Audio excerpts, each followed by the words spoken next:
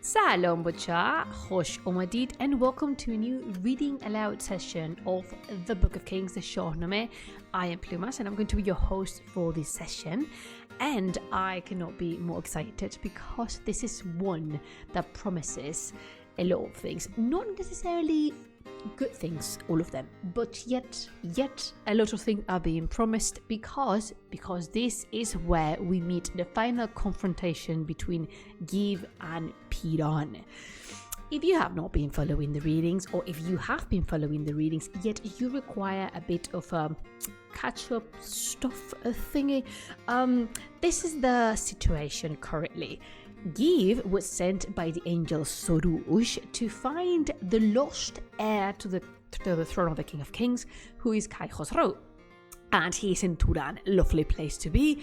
No, not for any Iranian, at least not for any Iranian of these era. So, Give ventured for years into Turan, found Kai Khosrow, and took Kai Khosrow and his mom, Faragiz, and then they are attempting to flee from Turan, but as per usual, our favorite psychopath Afrasiab is not gonna allow that, because hell to the no is he going to allow basically anything happening in his kingdom without his supervision. So he sent multiple people to catch them. All of them failed miserably, because let us remind ourselves that Give single-handedly took down, I think it was first 100, then 600, and then 1,000 or something like that, warriors, just again single-handedly.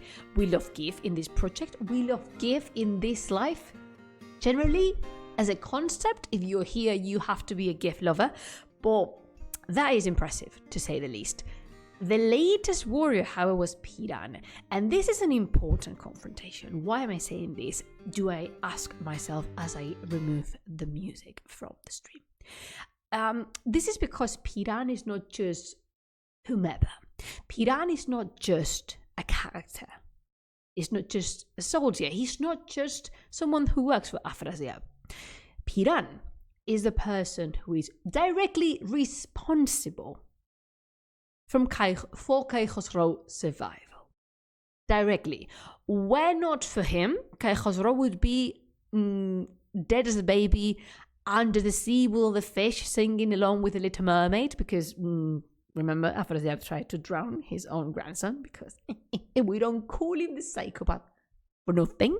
And multiple times has Piran saved Kai Khosrow from the clutches of Afrasiab and his own insanity, which has been met with different responses, if you know what I mean. But this is important because Piran is a relevant character for Kai Khosrow's story, and he's not that willing to give away his almost adoptive son to Give. Yet Give is very, very, very convinced that he can achieve this. He must take Kai Khosrow back to Iran, because Iran is in shambles. Kai Kavus is still sitting in the throne of the King of Kings, and that's not good for anyone, absolutely. So what do you say, Bacha? Why am I orange on the screen? I wonder. It's too much white around me. Let me try and see if I fix that. Did I fix that? Absolutely not. Does this fix it? This is even worse. Okay, so quoting the pop star Enya, may it be, the Evening Star, this is what we have. And so this podcast, this reading aloud session, is sponsored by the orange filter added to every single picture, film, comic or series that takes place in the Far Orient. So we're going to be orientalistic for today. Seriously, I don't know how to stop looking orange. I am not orange, I swear. So today I remember, I did not forget, I remembered to turn down the music and now to put on our reading music, which is already playing. And let us begin, because oh boy, as always, I will try not to be judgmental, But I am entitled to my opinions because this is my stream, this is my reading aloud session, and basically I can do as I please. The jinn are on my side, or so I want to believe. So, if you haven't listened to Give's magnificent speech, I recommend you to go to the previous reading session because it is something precious. I really like that speech. Oh, salam, no soy Ros. How are you? And hello, Humberto. Good evening, says Humberto. I'm ready for the Shāh-nāmeh to begin. Yeah. And that's so true. No soy Ros is like, oh, he's in full Mortal Kombat mode. Give, Piran, fight. And he gives always a good fight, indeed. Come on. Too early for this.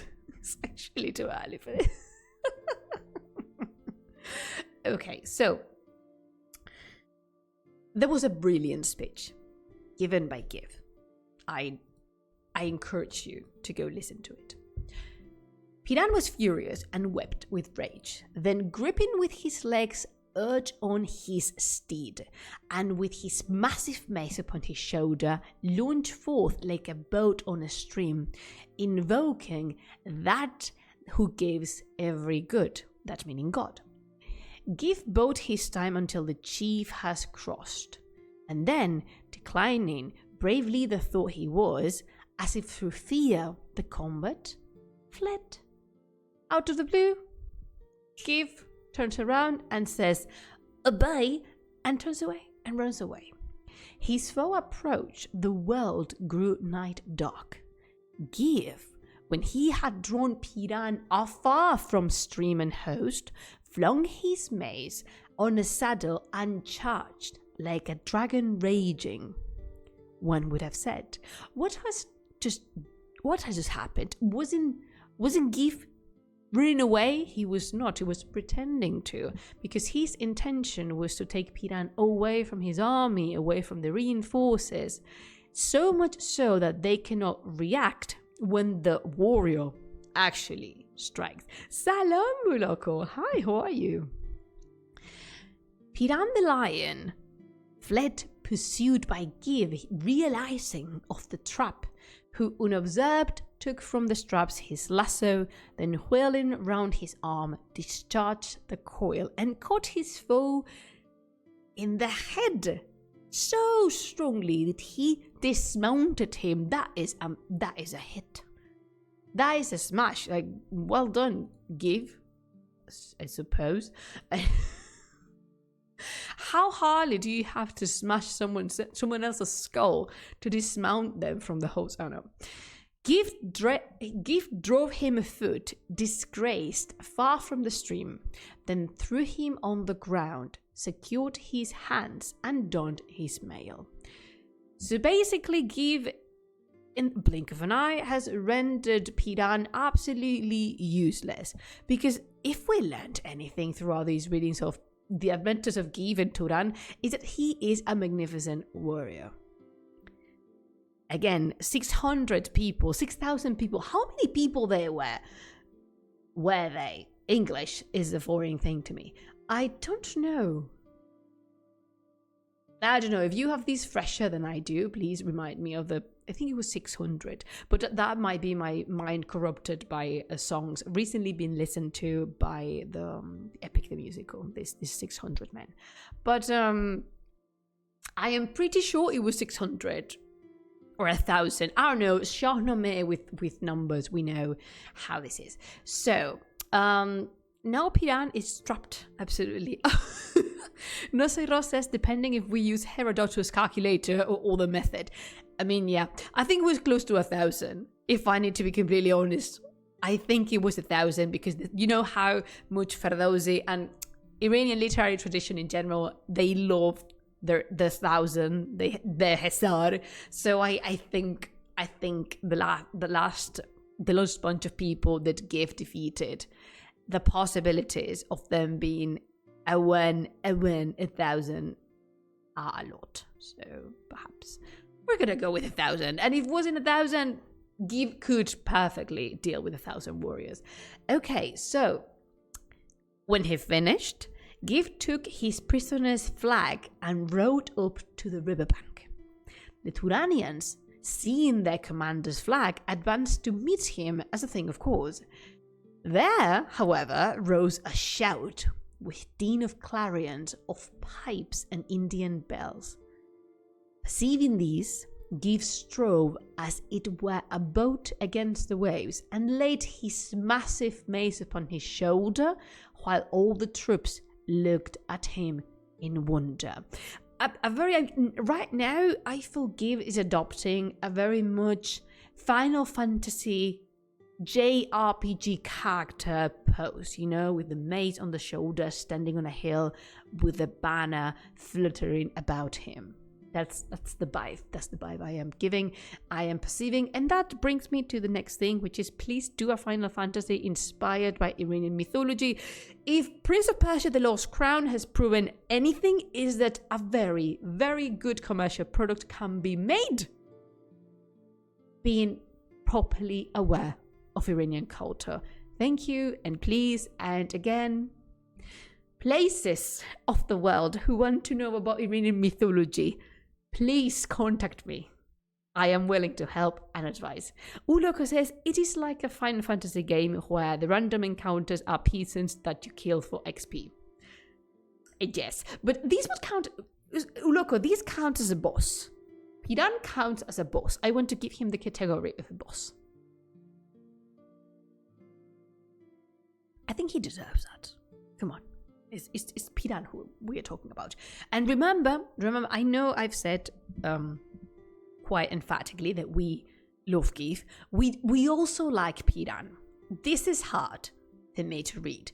We also like Piran a lot. So this is a thing.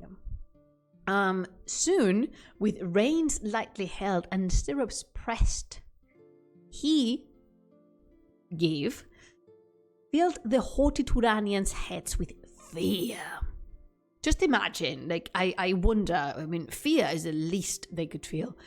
And with his sword, his stirrups, arms, and onset laid them in dust. The plain was like a mountain of the dead.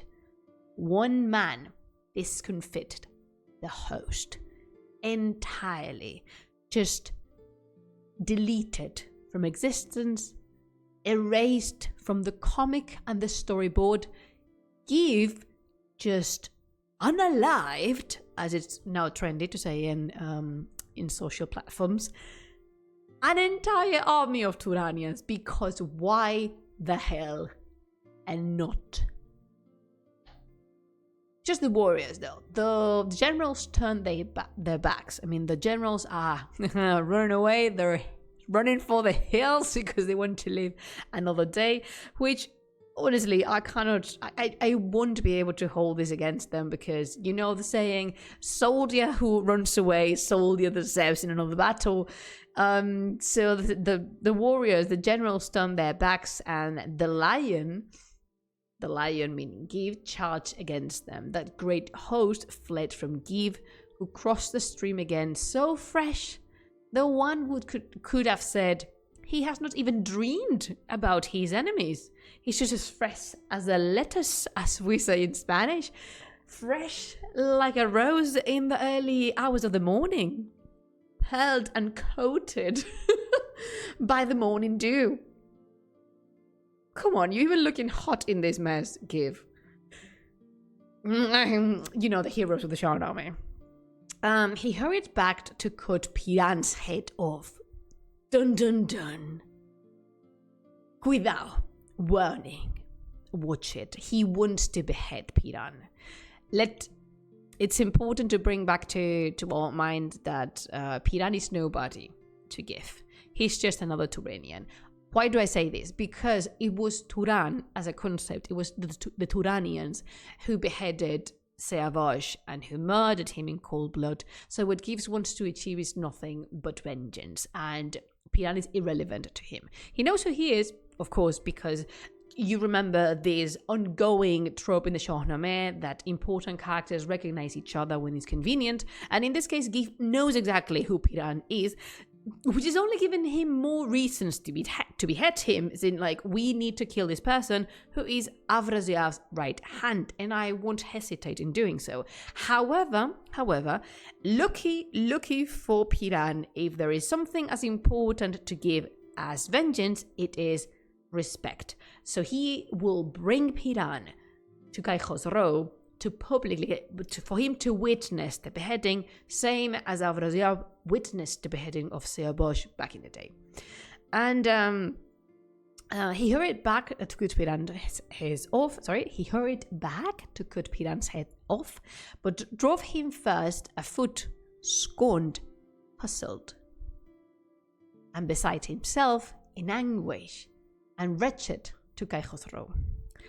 Give then dismounted, drew anear the prince, and having kissed the ground and homaged him, exclaimed, "My lord, my prince, this miscreant and faithless man is now captive in the dragon's jaw. So let him now be even as the wind, like Siabosh, who hearkened to his words." Piran, who of course knows Kai Khosrow, he's seen him grow, he's seen him throughout all the stages of his life, and once again, he has saved multiple times Kai Khosrow from the clutches of death equaling Afraziab in this case. Piran too did obeisance to the prince, cried with a loud voice, kissed the ground, and said, "O prince, my prince, that seeks understanding, and our shining sun among the people. You know of my affliction, you know of my distress and struggle with the king on your account. Prince Siabosh had lived if your slave," meaning him, if Piran, "had been at court. By reed and artifice, I saved you and your mother from the Div being Afraziab. So by your grace and fortune, grant that I have from this dragon," in this case give, "my liberty." Piran is pleading for his life by remembering and reminding everyone that he has saved Kai Khosrow's life, and in doing so he's been in a constant fight with Afraziab, because Afraziab, being the psychopath he is, wants to kill his grandson all the time, over and over and over. That's a given. But also, this is something very interesting that Piran mentions, which is he's recognizing that he could have done something more. He could have avoided, perhaps, the death of Prince Siabosh had he been at court. Is that true? We don't know. But for him, for the character of Piran, saving Kai Khosrow and taking care of him is part of his atonement. So he's trying to atone for the sin of letting Siabosh die at the hands of Afraziab. And I think it's nice. I just like this part and I wanted to highlight it for you. And it's worth the shot asking your prince, who knows how much he owes to you, asking your prince for forgiveness and kindly requesting that the madman that just killed 1,000 people doesn't behead him if possible. If it's not much of an inconvenience, would you rather? Thank you, please. And give, of course, such an obedient character. He looked for orders at Kai Khosrow, and so suddenly the tearful eyes of Farigiz, whose tongue was fraught with curses on Afraziab. Upon any mention of Siabosh, everyone starts to weep. Myself included. I would weep, but I have to deliver a speech, because it is sad. What happened to Siabosh will continue to be sad when we are way beyond this part. Same as what happened to Sohrab is still sad. What happened to Irash is still sad. And to me, the saddest thing of them all, to me, is that Fereydun refused to keep on existing. He had to pass away. I don't bloody care. I was going to say a bad word. I don't care. He should be here. How much I miss Feridun.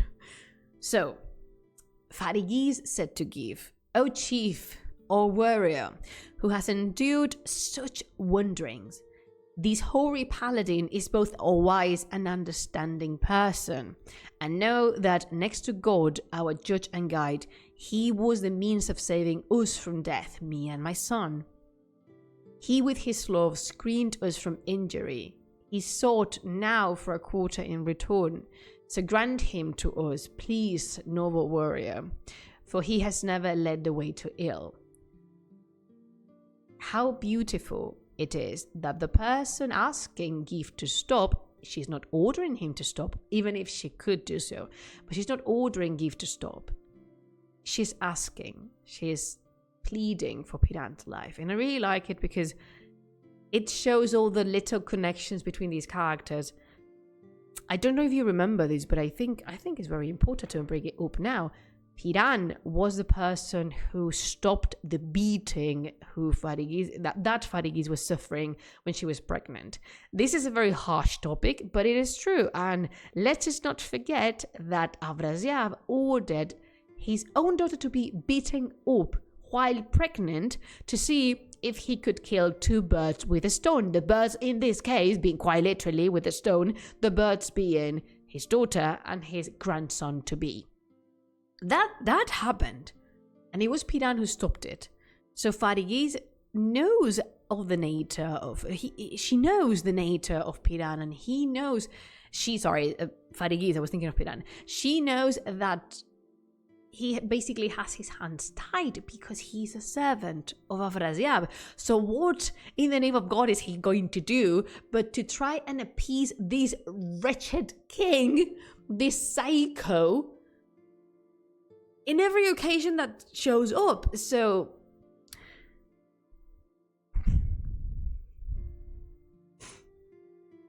yeah, Give responded to her, "Oh, lady of all ladies, I live forever bright in mind and joyfully." Live forever bright in mind and joyfully. Not I. You live forever in bright mind and joyfully. I swore by a mighty oath, by the moon and the crown, and by the greatest King of Kings' throne, if I shall get the best of him in battle, if I shall get the best of Piran in battle, I will make the earth with his blood like Circe's bloom. But in this case, Khosrow intervenes. Khosrow is not that young. He's not that young. He must be around his either early 20s or very, very late teens, like 18, 19, something like that. Why do I say that? Because I think it's good to remind ourselves that these people grow up. And even if the Shāh-nāmeh refuses to tell us how, when, or in which capacity these people age. But these people age, okay? There's ages going about. And Kai Khosrow said, pause for tea.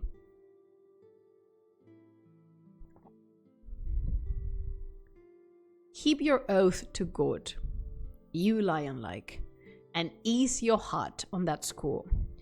Pierce his ear with your dagger, and as blood drops fall, then to the ground, think of both love and vengeance. Because this is something.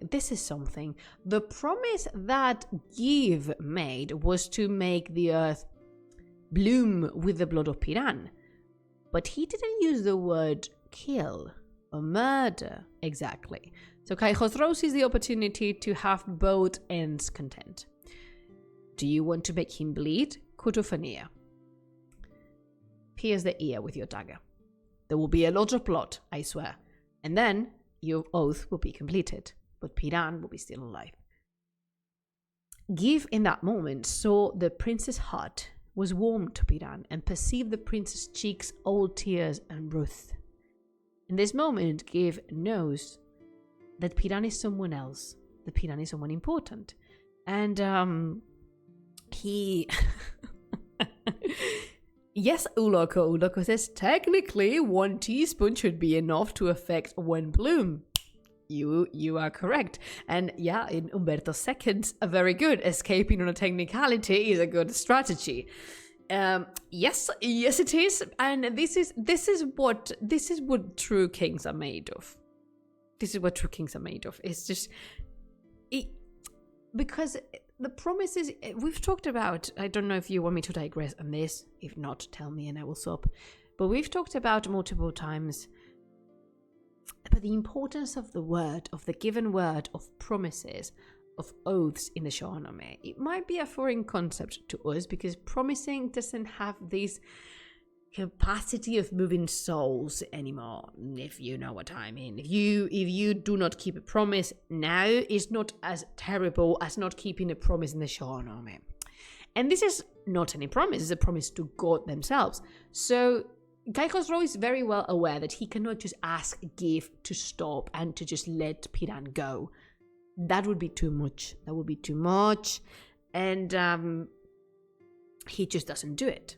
But again, he needs to find a way to save Piran's life because he owes the old man at least that. And just remember that he really likes Piran. So yeah, it's these kind of run with the technicality thing is very important. But also I would like to highlight the relevance of a given word. We've mentioned it. You would be possibly sick of me saying this, but it is true. So Ross says that lesson from Benny Hill is important. Sometimes a good runaway is okay. Exactly. And if you ever played Bloodborne by From Software, you would know that running away is not for the coward, it's for the smart. So nothing wrong. We're not judging the runaway thing. Uguloke says, moral of the story, when making vows, always be careful to couch them in poetic, metaphorical language, leaves wiggle room for later. I like that a lot.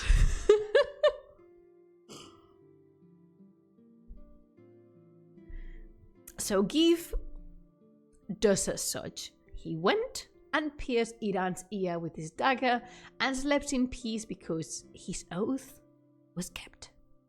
Piran said to Khosrow, I cannot go back to the host afoot. Bid him restore my steed, then you can give me life and means, because he cannot give he can just give away a horse. The prince requested then to bestow on me his charger, you mighty lion. And Give spoke this time to Piran. Brave warrior, why have you grown so feeble on the field of fight? You would have your windfoot steed. First will I bind your hands, then you shall shaft again your liberty upon a mighty oath, that none shall lose your bonds except Gulshar being Piran's wife, and because she is the chief among your dames, and know you completely skin and completely skin and marrowed. So basically he's asking Give is asking for Piran to give his word on one thing, which is I'm going to bind you, I'm going to tie your hands, I'm going to tie you to a steed, but you are to continue this way until you reach home, and only your wife, respected woman among the women, only she is to untie you. No one else, do not stop, promise me that, and of course, and of course, he says yes. Piran says yes, definitely, agreed. And Piran swore, no one shall lose my bonds upon the way.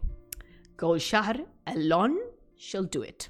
No one else. Then Give is content. Says, all right, let's do this.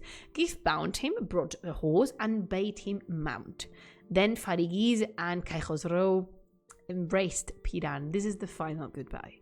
Piran knows it's very unlikely for him to meet Kai Khosrow and Farigiz again. So with him completely tied by Give, they embrace, and is beautiful, and I really like it. And I love when characters quick go and marry the peace and the second wife. No, Uloko, because it has to be Gulshar. It has to be Gulshar. Salam, the dice gods. How are you? It's not just your wife. It has to be Gulshar. I think that Gif also thought about that technicality, being like, and so Farigiz and Kai Khosrow embraced tight up Piran tenderly, and then he took his leave with many blessings on Khosrow, and also the poem says, and many blessings on Gif. Why? This is the reason why I like the Shāh-nāmeh, because between these black and white situation that we have constantly, because this is quite Manichaean, meaning the Iranian are the good guys and the Turanian are the bad guys, and that's it. There's nothing else. Well, sometimes there is. Sometimes there actually is. There is something. There is this greyish area in which characters like this one, like Piran or Agriroz, which is late Afrasiab's older brother. We're not going to open that wound, but that still stings. When these characters fit.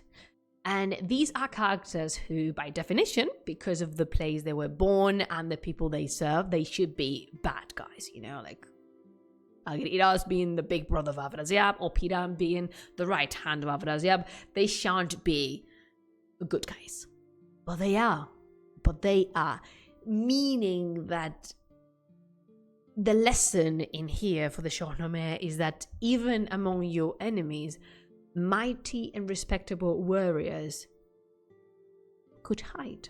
There could be worthy opponents, worthy enemies, people who actually make you question whether to be just against a whole country or not. And I am digressing here a lot, but I love the Shāh-nāmeh for multiple reasons. This is one of them. We don't have many of these grey characters, but when we do, it is always something pleasing and satisfactory to read, because it's not always, the same, like, oh, you're the bad guy because you're Turanian, and then you're the good guy because you're Iranian. In fact, let us remember the baddest ally from the Iranians, which is Kai Kavuz, because Kai Kavuz is a villain. You won't convince me otherwise. I'm not opening the floor for discussion. Kai Kavuz is both an absolute imbecile and a villain. And if you do not believe me, you can A, pick up a Shāh-nāmeh and read the story of Kai Kavuz entirely by yourself.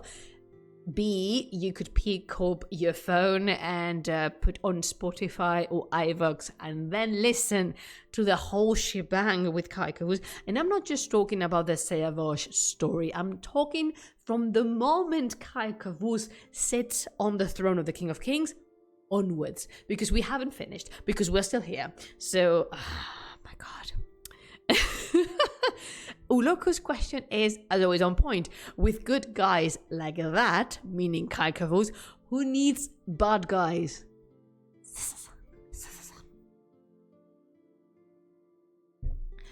Anyway, oh my God. But of course, this is the Book of Kings, and in case you are new here, hello, welcome to the most dramatic Iranian epic ever written. Because when things appear to be good, that is often a sign that they are not good at all. Because in his way back home, tied up on a horse, Piran is going to encounter someone. Of course. The sun turned dark before Afrasiab when news came from the host. Do you know this army of people who fled from Gif because they were afraid? So they reached the court. Now they reached their king saying, hey, salam, Afrasiab, how do you do? We have news to report, but you are absolutely gonna hate every single word.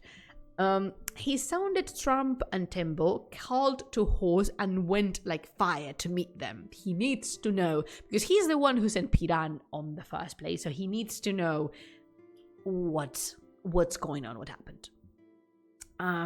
In haste, he made 2 stages into one and sped forth like an arrow from the board. Arriving at the place whereabouts Kulbad had fought, he saw troops scattered over the land, while everywhere lay bodies of the fallen. Because now Give is an exterior decorator. There's an interior design, and Give is an exterior design. And he asked, how come these warrior with troops from Iran? I mean, Give came alone, but at the sight of it, what Afrasiab thinks is that Give came with an entire army. None of our warriors, he continues, knew of a mighty army coming here, who told those sons of thieves, watch it, sons of thieves, language, Afrasiab, that Seavash had offspring here. That's another thing, because Kai Kavus's grandson, Kai Khosrow, his existence was entirely a mystery. Entirely. No one knew of him, only Give and Gudars, because the angel Surush appeared to them in a dream. Be it not for that, Kai Khosrow would be lost somewhere, because no one knew. The Dracula School of Decoration, yes. A splatter of red here and there. Thank you, darling. Darling. I'm sorry.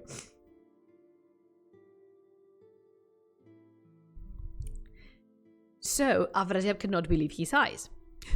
These other guys just went dreaming hard enough, says Uloko. You weren't worthy enough. You weren't worthy of having a vision via a dream enough. So yeah, Afrasiab questions. Who told those sons of thieves that Seavash had offspring here? If Dus had been his tutor, my eyes had never seen a day like this.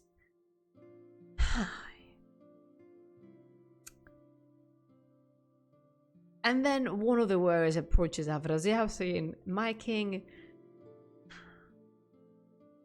there was no army. This was Gef, son of Gudars, none else. We saw no other knight with him. One man dismantled our troops in fight, and so Gif, the Prince Kai Khosrow, and Farigiz escaped. So you know how normally Afrasiab doesn't do good with bad news. He's not one to be contradicted. And not just that, it's not that he doesn't like to be contradicted. He doesn't like anything. He doesn't like to be delivered news like this. He has like an angry management problem. You ask me, all of these characters should go to the psychologist. You all go to therapy, but that's for another time. And on hearing this, the cheeks of the monarch turned pale. His heart was full of pain at these rebels. And he answered, "This is, as the sages said, when God bestowed fortune of a man, he comes to the throne without an effort." While they conversed, a host appeared in sight, led by Piran, covered in dust and blood, and tied to his horse. Because the Turanian soldiers have found Piran on the road, going home, again tied up on a horse, covered in dust, covered in blood. The sight of this. The king imagined, because from far away he just sees that it's Piran because he has his banner with him. And he says to himself, he has captured Give and comes first to me with the news of victory. It's like... But nearer, Afrasiab saw that Piran was wounded sore and bound fast as a rock upon the saddle, with both hands pinioned tightly at his back. The king of Turan, amazed and pained, asked what these meant, what happened. Then said Piran, no ravening wolf or tiger or savage lion is a match for Give in battle. Although alone, the fear of fighting him would make a crocodile burn underwater. He first attacked us with a massive mace and dealt us blows as with a blacksmith hammer. By dint of steed and dexterous horsemanship, he overthrew, smote down our cavaliers, and slaughtered them at will. Yet cloud never rained more drops than sword strokes fell upon his head. How a poetic way of saying that he kicked your ass so badly. In sooth, his saddle was no bed of roses. One could have said, he is a mountain's match. This is how powerful Give is to the Tudarians. At last, Piran continues, at last our troops all turned, and I alone remained to fight with him. He fled from me, but threw his twisted lasso, and my waist was taken in its coils. I lost my head, and fell with all my weight upon the ground. He light from his charger, bound my hands, and then, remounting, drave me on before him. He carried me in shame to Kai Khosrow, and would have had my head, but Farigis came to my aid. Give spared my life, but pierced my ear, and in a fury bound my hands. Then, by the king's own life and head, by sun and moon, by God Almighty, crown and throne, proposed to me a mighty oath, and I, since I saw fortune hostile, duly swore that nobody should lose me but my wife Gulshar. Thus did he bind me head and foot with lassos, and when that was done, by oaths, I know not why the sky has ceased to love me. And Afrasiab, upon hearing everything, he wept for rage, absolute burning, pulsing rage, and lifting up his voice, drove forth Piran, who, wraithing as he was, made no reply. So basically, he's beating Piran for everything that has happened. Do you remember what you said about the anger management issue?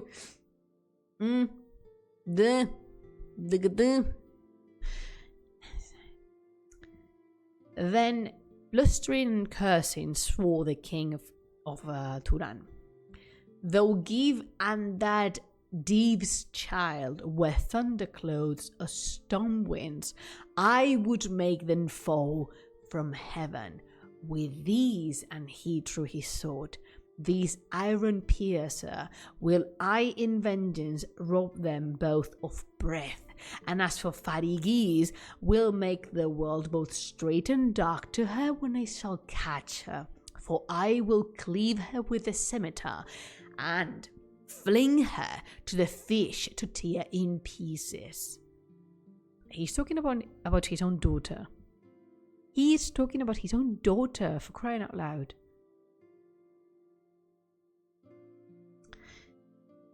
Khosrow is fain to seek Iran, but why should Farigis thus bear him company? Psychopath.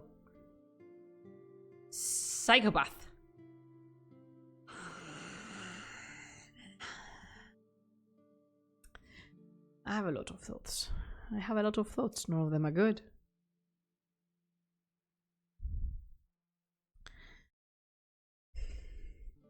He's talking about his own daughter. I'm sorry. Okay, let's continue because if I stop there and start rumbling, gonna be exhausting and over repeating myself, because yes, we know he's a psychopath. Why did we expect anything else? It's on me entirely. So, Piran departed sadly toward Khotan. Khotan is his home, his Piran's home. Meanwhile, Afrasiab pursued his march towards the river Jihun, and in his anger trailed his skirt in blood. He bowed Homan, who is one of his loyal warriors too, haste on and draw rein at the river. If Khosrau and Gif get over, any pains of ours are but a desert blast. They must not cross the Jihun.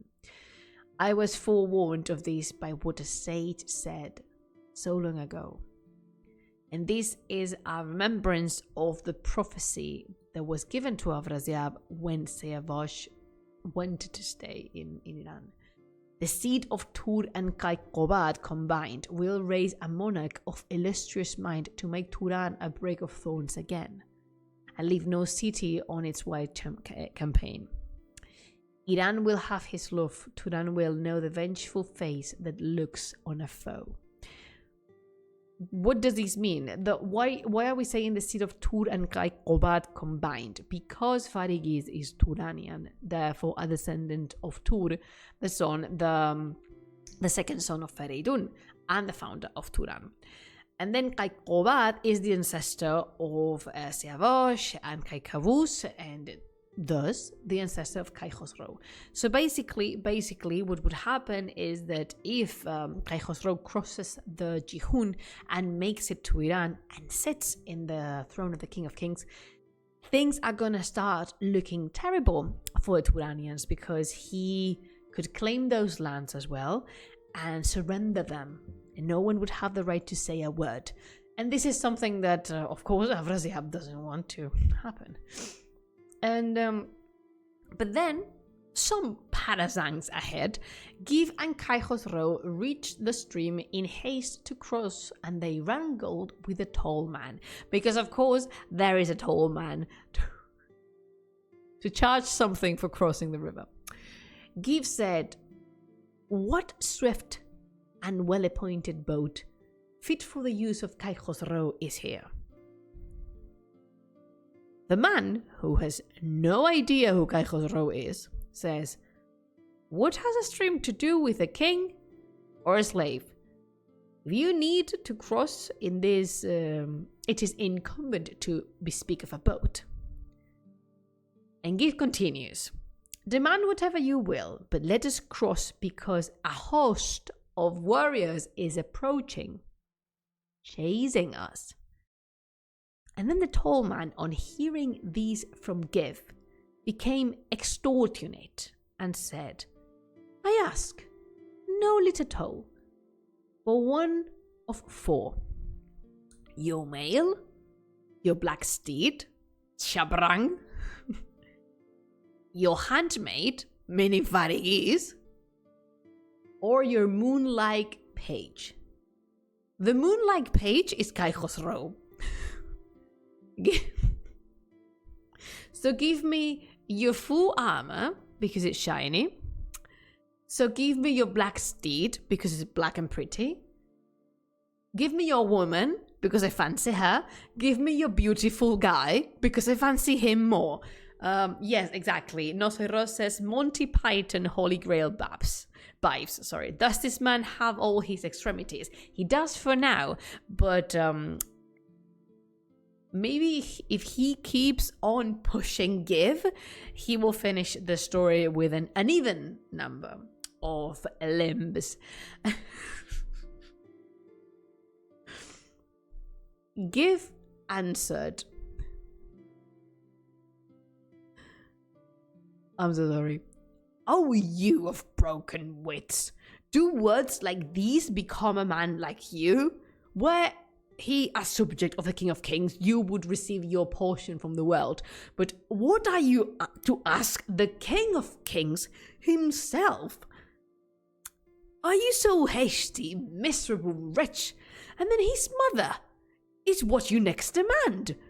You would have the moon's crown as your toll, or thirdly, you require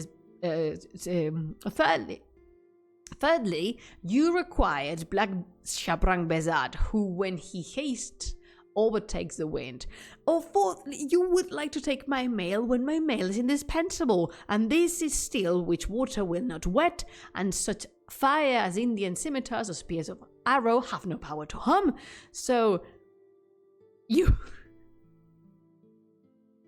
You would have the toll, then take it in the river, the stream for us, the ferry boat for you. It will not be easy to collect the fee.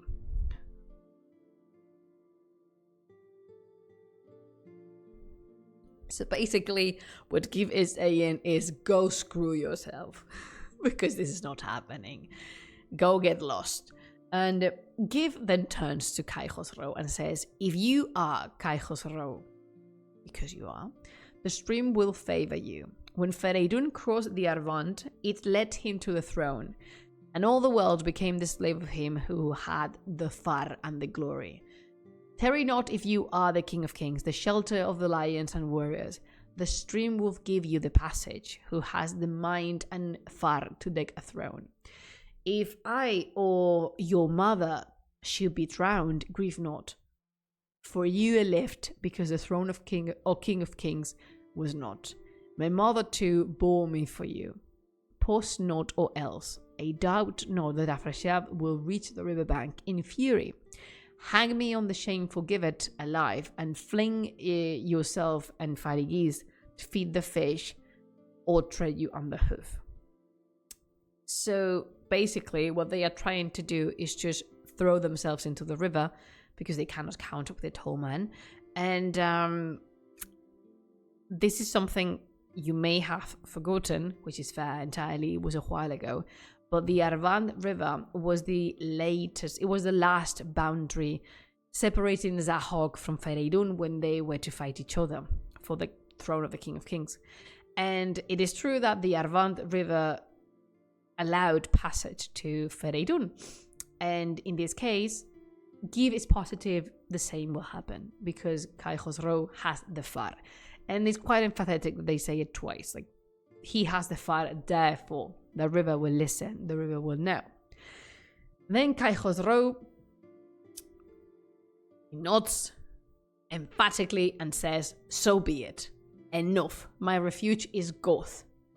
Elated, groaned, fell prostrated in the dust, and said, you are my refuge and support. You showed justice, and you are my way. Your grace, the far, for good or ill, is sufficient to me. The shadow of your wings is the wisdom of my soul. That is so beautiful. I love the King of Kings. I love the Shāh-nāmeh, the Book of Kings. I love this King of Kings. I like Khosrow a lot. As he spoke, and radiant as the morning star, bestrode his sable steed, took to the water, and reached like a boat the tall house opposite. Ta-da! And issued from the bed of the Jihun with gallant Give and Farigis behind him. So all three safely gained to the other side. Yay!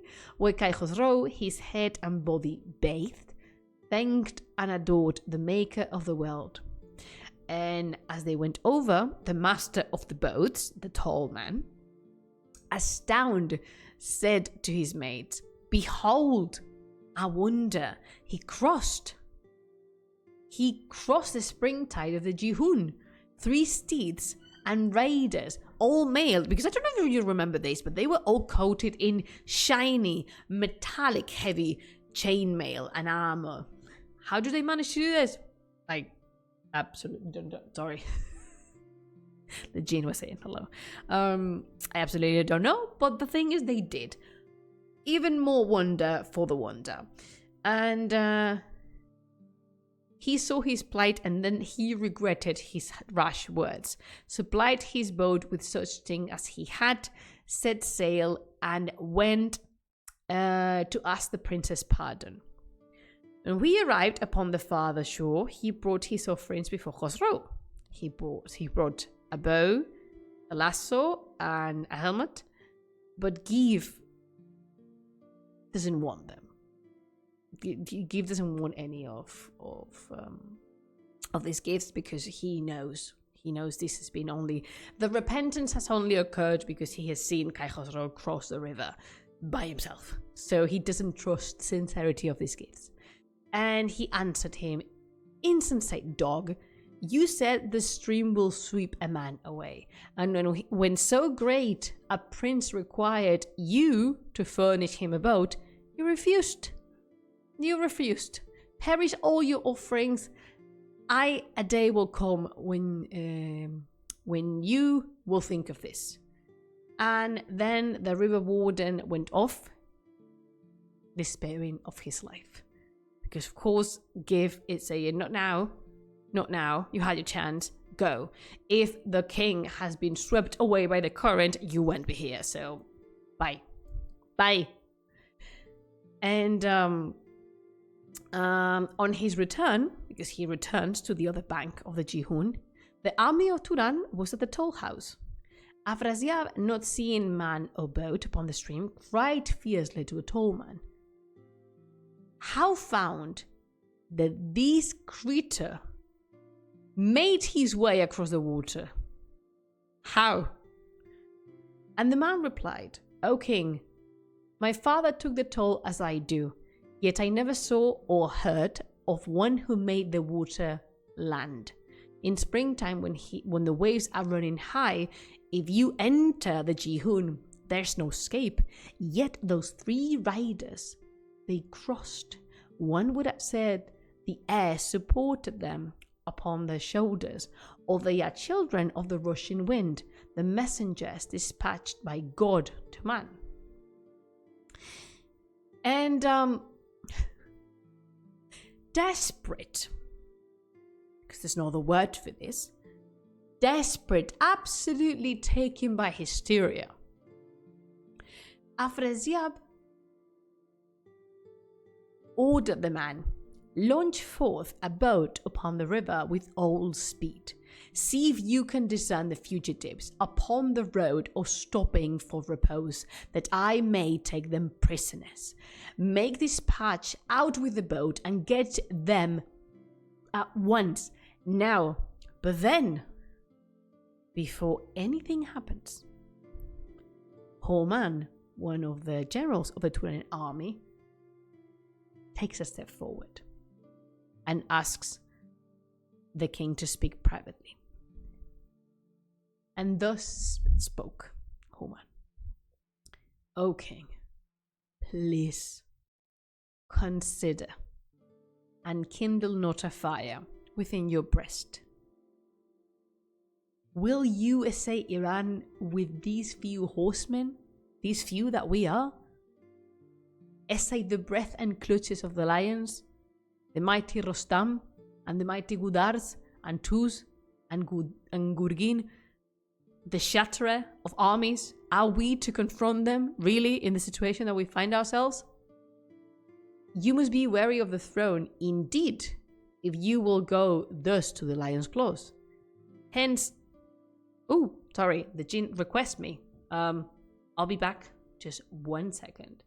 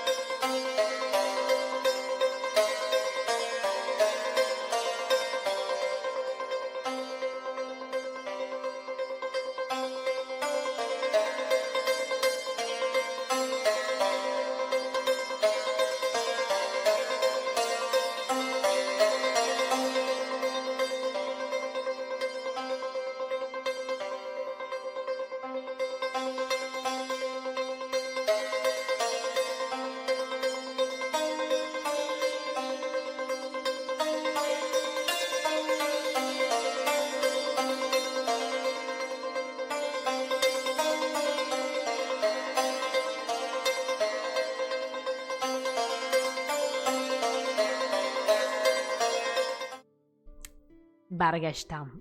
I came back. Sorry, live things. Nothing too serious to worry about. And where were we? Oh yes. So Human basically is trying to speak some sense into this very enraged, desperate, and fragile king at this moment, saying, are you really going to take us all of us, the few people that remain alive in the Turanian army, to cross the Jihun, to face the armies of Iran who are fresh and ready for the battle. They're very, very upset at us because of everything that has happened. And if we are to keep Turan and China for yourself, for your throne, if we are to maintain our kingdom as it is, we need not now fear mischief from Iran. In other words, could you just let them go? Please, Afrasiab, I'm begging you. And for the first time in an eternity, Afrasiab listens to Haman and agrees. Afrasiab gives up his pursuing of Kai Khosrow there at the banks of the Jihun.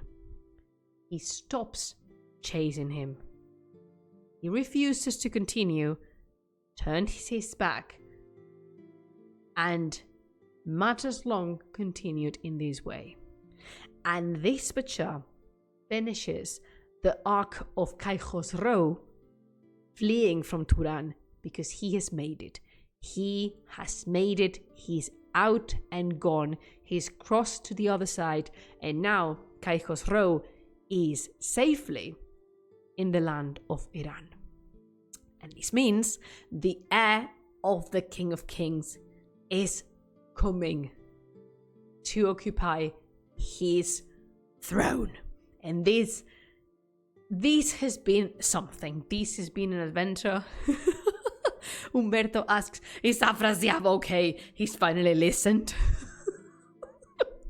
I think it took everything from him. For the Kid of the Seas, well, of course, cheers to you. Boom! Let us toast for the brilliant escape of Kai Khosrow fighting Izangiv, who made it there. I was going to say in one piece, but taken that Giv was on and about for around 7 years. The state of Giv might be, a little bit wretched, but it doesn't matter. The important thing is that they made it. Among the many reasons I had to read this part, because I'm not reading from Dick Davis's translation. I am reading from the heritageinstitute.com translation. I think this narrative arc of Kai Khosrow in Turan and Giv looking for Kai Khosrow has a lot of important stuff, and has a lot of beautiful moments, of discouraging moments. And I don't know why, again, some of you ask me why the selection of the Dick Davis's translation was made as such. I have no idea what was the criteria. I understand how you cannot include everything because the Book of Kings is extant, but I don't know why to take out this part.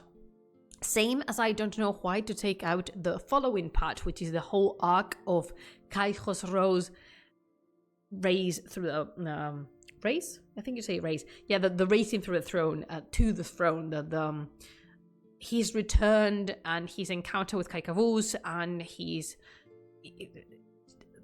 becoming a king, basically, because after the little summary we have in the Dick Davis's translation, I'm pointing behind me because my copy is there. If you're watching this on video, is this blue book my index finger is pointing at the minute. I don't know why they chose to skip everything, to do like a time skip, very anime fashion, and just start when Kai Khosrow is already king, because then you don't learn what happened to Kai Kavuz. And I know for a fact that many of you need to learn what happened to Kai Kavuz and how come that Kai Khosrow became King of Kings. And I'm very happy with the reading. I missed it a lot, and this has been a ride. And of course, more is to come. More is coming in strong. Kai Kavuz, says Nosferos, lasting like a bad disease. He just doesn't, he refuses to go away. He just refuses to die. He refuses to pass and refuses to go to the afterlife. Follow Feridun's example and leave, please. We don't like Kaikus. Nevertheless, these only grant us more encounters and more conversations and more discussions about how Kai Khosrow is. Remember, he's not his father because he's not Siavash, but lucky for the whole of the Iranian plateau, he's not his grandfather either. He's a character. He has a lot of character, and I really, really like Kai Khosrow for different reasons. You can't love them all because of the same things. So I think this is all I have for you today. Bacha, thank you so much for joining me today in this new Reading Aloud session. It's been an absolute pleasure as always. And thank you to everyone, but especially thank you to my patrons for making these possible, for making these readings a thing. I shall continue reading aloud the Shāh-nāmeh to you, and given how long the Book of Kings is, we're going to be here for a while. And Bacha, thank you so much for accompanying me. If you want to listen to all the episodes, you can find them on YouTube and Spotify and iVoox. You can join the Telegram channel if you want to be kept posted about when we go live to read the Book of Kings, or you can support me on Patreon, where all the content is, like the real deal content is, and you can get multiple ways of supporting me and this project. And it will be grand if you could do that. Thank you so much for the continuous support, and thank you for bearing with the fact that we still have Kai Kavuz as the King of Kings. I apologize in the name of my people. It's not my idea. This is not my idea. He would have died if it was for me, like in chapter 2 to the third or the second stupidity he committed. He would be gone for good. But I hope you have a lovely rest of your day.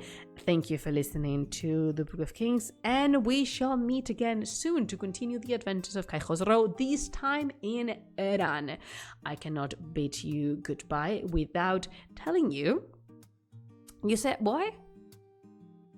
My larynx has not been yet rebuilt. It is not deconstructed. It's true that I still have some block up here in my nose, but I can grant you it's just up here.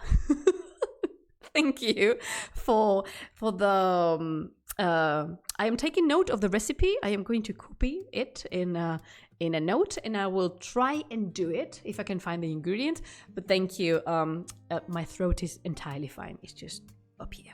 And show must go on. You get to be greeted with this amazing voice, but show must go on. Thank you so much, Bachai, and I cannot say goodbye without reminding you to continue to create, explore, and have a lot of fun. Until we see each other next time, I bid you Khudafiz.